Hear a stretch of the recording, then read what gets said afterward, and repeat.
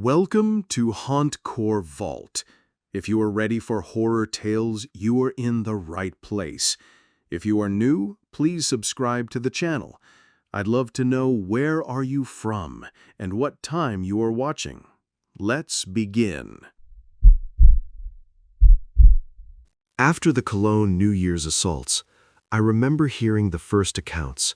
People calling for help, screaming, trying to push through the crowd. Phones rang endlessly, but help didn't come. Police radios buzzed, officers moved slowly, and in those moments, it felt like no one was listening. Later, authorities admitted it. They were overwhelmed, understaffed, unprepared. The crowd had grown too large, too fast, and the systems meant to protect us had failed. Investigators uncovered delays, miscommunication between units, and failures in crowd control. No single officer was blamed, yet the entire system seemed to falter at the same time. For those trapped in the chaos, that failure became personal. Every second without help was a second too long. Survivors described confusion and fear, how people tried to record what was happening, how they searched for exits that seemed to vanish beneath the crowd. Some escaped with minor injuries. Others bore scars, not just physical, but emotional. In the aftermath, Germany changed the way it approached public safety on New Year's Eve. Police strategies were rewritten. Crowds were monitored more closely. Officers trained to respond faster. But for those who were there, these changes came too late. The memory of that night is permanent. Even years later, the anniversary of that evening brings unease. Streets feel tighter, celebrations feel fragile, and everyone who experienced it remembers not only the chaos that happened, but the help that never arrived. That New Year's Eve became a night defined by absence of safety, absence of protection, absence of trust. For the victims, the damage wasn't only what happened in the crowd, it was the silence that followed, the system that failed, and the knowledge that the world had turned its back at the moment it was needed most. In some neighborhoods, New Year's celebrations don't happen in city centers or public squares. They happen in backyards, in living rooms, at family gatherings where neighbors know each other by name. I've seen places where illegal fireworks are treated like a tradition, something everyone knows about, but no one talks about too loudly. In one New Year's Eve incident, that silence turned deadly. It started with a single spark. Someone lit a firework, unaware of what was stored nearby. Hidden away, out of sight, was a stockpile of illegal explosives, far more powerful than anything meant for consumer use. When it ignited, the blast was massive. Homes were damaged in seconds, windows shattered, walls collapsed. Lives were lost in what should have been an ordinary neighborhood celebration. By the time investigators arrived, the scene had already shifted from celebration to crime scene. What they uncovered changed everything. The explosives weren't just fireworks gone wrong. They were part of a black market operation, smuggled, illegally stored, and hidden in a residential area where families lived, slept, and celebrated holidays. No one at the party knew what was being kept nearby. No one knew how close they were to danger. What was supposed to be a night of celebration became a criminal investigation involving smuggling, negligence, and the unlawful storage of explosives. Charges followed. Questions followed faster. And for the people who lived there, New Year's Eve would never feel the same again. It was a reminder I haven't forgotten. Danger doesn't always come from strangers or distant threats. Sometimes it's hidden in plain sight, right next door. Late on New Year's Eve, I expect trains to do what they're supposed to do, carry people home safely. Stations are crowded. Platforms are loud with countdowns, laughter, rolling suitcases. People are tired, excited, distracted. They trust the system to work while they focus on getting home before midnight. But in several countries, that trust has been broken. I remember one case in particular. A passenger train was scheduled to run late into the night, despite internal reports warning of mechanical issues, faulty track conditions, deferred maintenance, problems that had been flagged weeks earlier and quietly set aside. The pressure was simple. It was New Year's Eve. Canceling the train would cause delays, refunds, public anger, so the decision was made to run it anyway. As midnight passed, the train picked up speed.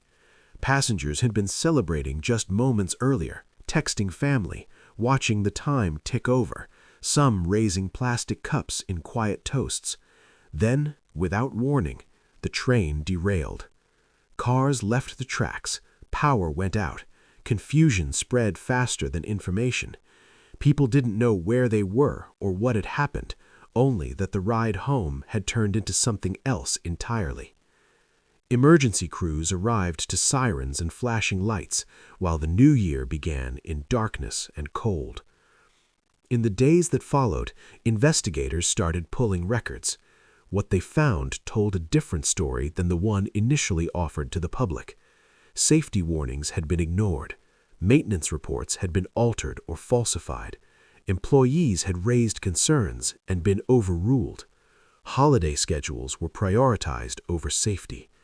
This wasn't just an accident. It became a criminal case.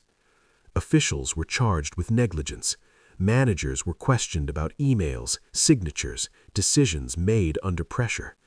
Families sat through hearings, listening to explanations that arrived too late. They kept asking the same question, one no report could soften. Why was this train allowed to move at all? For many of the people on board, New Year's didn't begin with fireworks or celebration. It began with sirens, flashing lights, and the realization that preventable decisions can change lives in an instant. And every year after, when the countdown reaches 0, that night is remembered, not as a beginning, but as the moment everything went wrong. New Year's Eve, December 31st, 2016. As the world counted down to midnight, I remember thinking how ordinary it all felt. Millions of people all over the globe celebrating the same moment. In Istanbul, hundreds of young people gathered at an upscale nightclub called Reyna, right along the Bosphorus Strait. Inside, the music was loud, champagne glasses clinked. The year 2017 was only minutes away. None of us inside knew that someone outside was preparing to turn that celebration into one of the deadliest New Year's attacks in modern history. Just after 1:15 a.m., a man armed with a high-powered weapon approached the club. He shot a police officer and a civilian outside the entrance. Then he walked in. What followed lasted only minutes, but it changed dozens of families forever. I remember the chaos, the sound of gunfire cutting through music and laughter, people running, trying to hide, trying to escape toward the water. Some jumped into the freezing Bosphorus out of pure desperation. By the time the gunmen fled, 39 people were dead. Most of them were civilians who had simply gone out to celebrate the new year. Turkey was already on edge then. The country had endured multiple terror attacks in the years leading up to 2017, but this one felt especially cruel. It wasn't aimed at politics or government. It was an attack on joy itself. The victims came from more than a dozen countries: students, professionals, tourists, people who had done nothing more than welcome a new year with friends. For hours afterward, families waited outside hospitals, calling phones that never rang.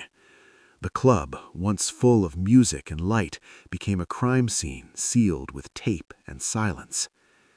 The attacker escaped that night, triggering one of the largest manhunts in Turkish history.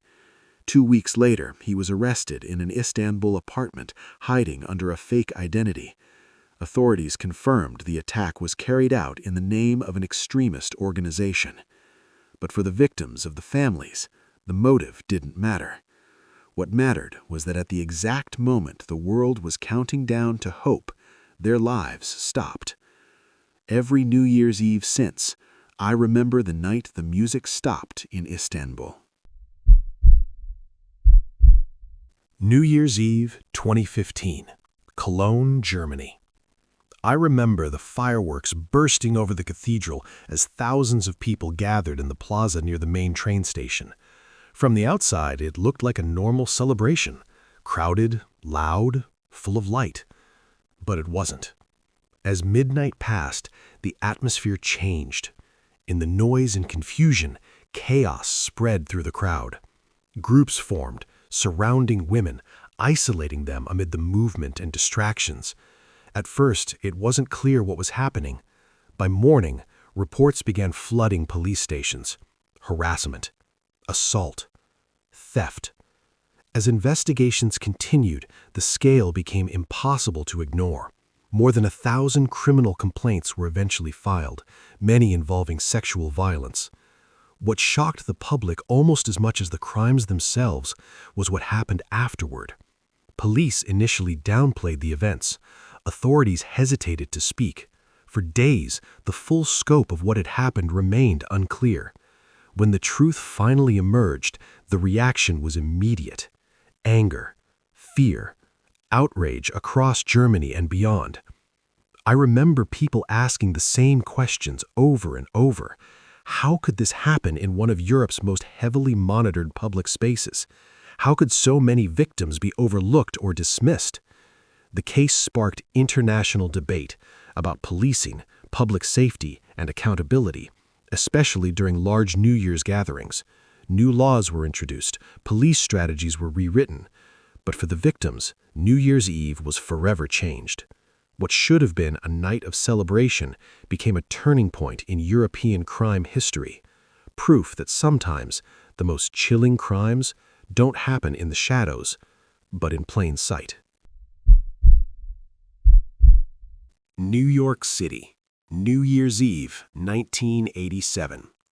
I think about Times Square that night, packed with tourists celebrating the holiday. Lights, noise, countdowns everywhere. In the middle of it all, a French visitor was found brutally attacked. Police needed answers, and they needed them fast. Within days, 2 men were arrested. Confessions were obtained. The case was presented as solved. At least, that's how it appeared. The 2 men, Eric Smokes and David Warren, said their confessions weren't real. They said they were pressured, confused, and scared when they spoke to police. They maintained their innocence from the beginning. It didn't matter. They were convicted and sentenced to decades in prison. Years turned into decades. Evidence aged. Witness memories faded. Life moved on for everyone, except them. Then, much later, the case was reviewed again. This time, the cracks were impossible to ignore. Inconsistent statements, no physical evidence tying them to the crime, confessions that didn't align with the facts. In 2025, nearly 40 years later, both convictions were overturned. The real killer was never identified. 2 men lost most of their lives because of something that happened on a night meant for hope and celebration. For them, New Year's Eve didn't mark a beginning, it marked the end of their freedom. As the New Year's concert ended, I watched people spill out into the streets. Music still echoed in the distance. Strangers laughed, checked their phones, searched for rides home. It felt like the night was winding down. Then, I heard an engine rev. At first, it didn't register as danger, just another car in a crowded street. But then the vehicle accelerated, straight toward the crowd. Confusion came first. People hesitated, trying to understand what they were seeing. Then, panic hit. People ran. Some froze. The sound of impact cut through the noise of celebration, followed by an explosion that turned the street into chaos. Later, investigators would find fuel containers inside the vehicle, confirming this wasn't a crash. It was intentional. The suspect was killed at the scene. Authorities classified the incident as a deliberate act of violence, not an accident, not a mechanical failure, an attack carried out in the middle of a public celebration. What stayed with survivors wasn't just the violence, it was the randomness. No one there had been targeted personally. There was no warning, no connection, no reason beyond being present at the wrong moment. They had come to celebrate the new year. Instead, they became part of a mass casualty crime. A night meant for unity, joy, and fresh beginnings ended in sirens, shock, and silence. December 31st, 2014. I remember Shanghai's waterfront being packed that night. Tens of thousands of people gathered near the Chenyi Square area, expecting New Year celebrations. The city had canceled its official light show that year, but many people didn't know. They kept arriving anyway. As midnight approached, I watched crowds begin moving toward a narrow stairway near the river overlook. Some people thought free gifts were being handed out. Others believed something exciting was happening below. In crowds that dense, panic doesn't need a reason. I felt the pressure change as people pushed forward. Somewhere ahead, someone fell. The people behind couldn't see it happening, only that the crowd had slowed. Within seconds, the stairway became a human bottleneck. By the time emergency services arrived, it was already too late. 36 people had died. Most of them were young, many in their teens and early 20s. This wasn't a terror attack. There was no weapon, no single criminal suspect.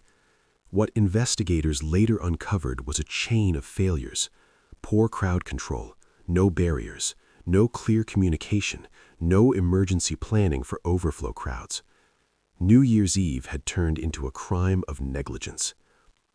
I remember the aftermath more than the noise. Parents identifying their children at hospitals, friends refreshing social media pages, waiting for updates that never came.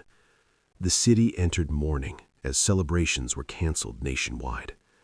The tragedy forced changes in how public events were managed in China, but for 36 families, those reforms came too late. They had sent their loved ones out to celebrate a new year. They never came home. I've been a cop for over 10 years now. I'm not a rookie, but retirement isn't anywhere in sight either. I live somewhere between burnout and contentment.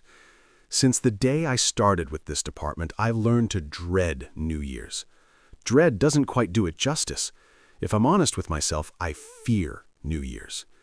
It started back in 2014, my first New Year's as a cop.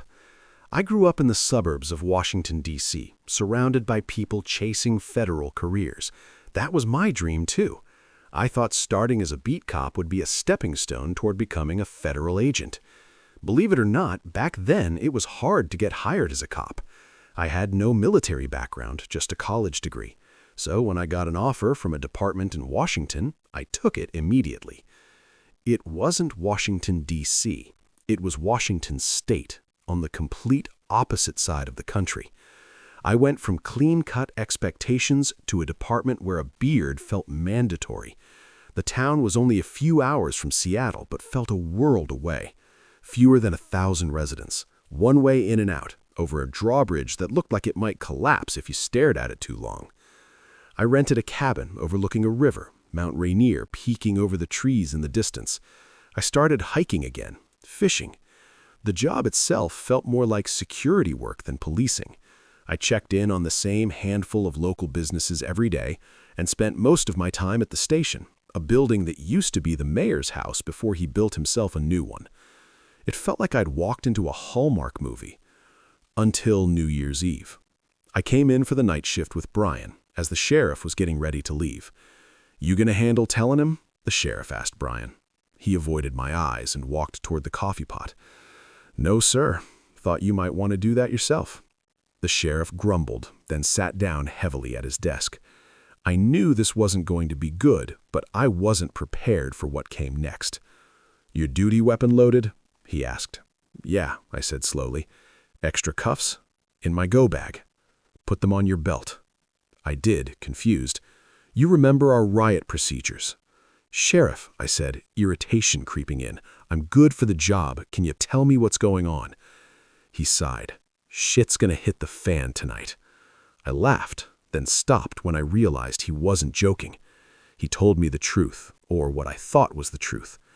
Every year, on New Year's, the entire town committed the same crime. No one remembered it afterwards. It escalated every year, and every year the cops were affected too. I thought he was messing with me. Then I looked at Brian. He wouldn't meet my eyes. At midnight, it happened. Cars screamed past my cruiser, one after another. Drag racing, that was the crime that year. And then, nothing. I woke up in my bed at dawn, still in uniform, my gun still loaded, no memory of the night. That pattern continued every year. Drugs, graffiti, theft, bombs, kidnapping, arson. Always escalating, always forgotten. By 2024, I couldn't take it anymore. I decided I was going to stop it. That decision led me to Madame Burrow. She warned me, subtly, not to drink caffeine on New Year's Eve. I didn't listen.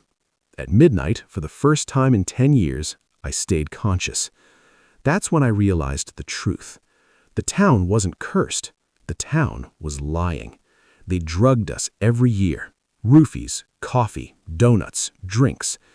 They staged crimes, fabricated chaos, let us believe we were helpless so we'd treat them gently the rest of the year. And when I uncovered it, when I confronted them, they drugged me again. The last thing I remember is Sophie handing me an allergy pill. I woke up in a hospital in Seattle. No explanation, no closure, and no intention of ever putting someone else before myself again.